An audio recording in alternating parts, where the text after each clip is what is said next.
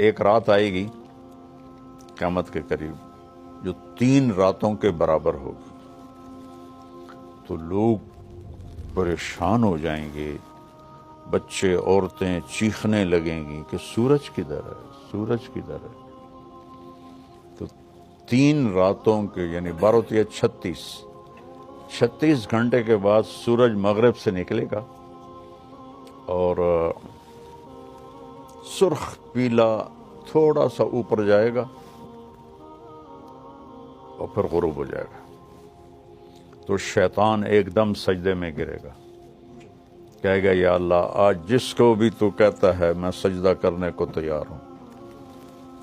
تو اس کے چیلے پوچھیں گے کہ استاد جی یہ آپ کیا کہہ رہے ہیں؟ کہیں گے یہ میرے مرنے کا سب سے پہلا سائن آ گیا ہے۔ لیکن اس وقت توبہ بند ہو جائے گی،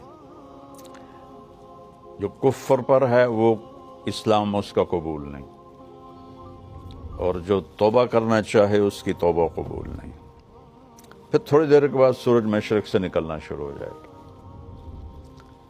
اس واقعے کے کچھ عرصے کے بعد صفا پہاڑ جہاں ہم صحیح کرتے ہیں، حالانکہ وہ چھپ چکا ہے، تو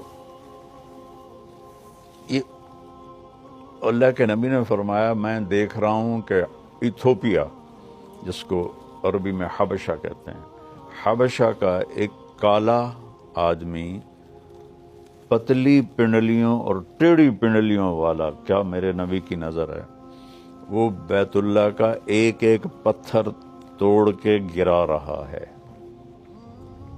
پہلے یہ ہوگا،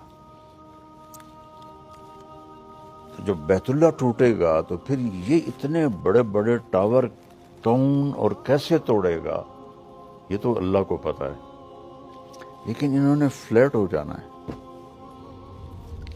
یہاں کتے پیشاب کریں گے، میرے نبی نے فرمایا۔ مدینہ انسانوں سے خالی ہو جائے گا، مکہ انسانوں سے خالی ہو جائے گا۔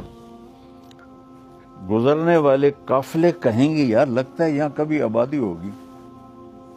ابھی آپ اس آبادی کو دیکھیں، پھر حجم آبادی کو دیکھیں، اور پھر آپ میری بات کا تصور کریں تو آپ کہیں گے یہ تو ایسے ہی مولانا صاحب بات کر رہے ہیں، اور میں اللہ کے نبی کی آپ کو سنا رہا ہوں کہ گزرنے والے لوگ کہیں گے یار لگتا ہے یہاں کبھی کوئی لوگ رہتے ہوں گے، لوگ رہتے ہوں گے۔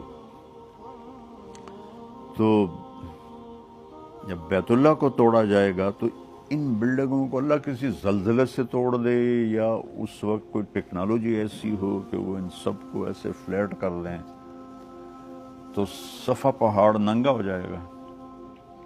پھر ایک دن صفا پہاڑ پھٹے گا، اس میں سے ایک جانور نکلے گا جو سارے اہل ایمان کے ماتھے کو ٹچ کرے گا، ایسے ایسے، صرف اہل ایمان، کافر نہیں۔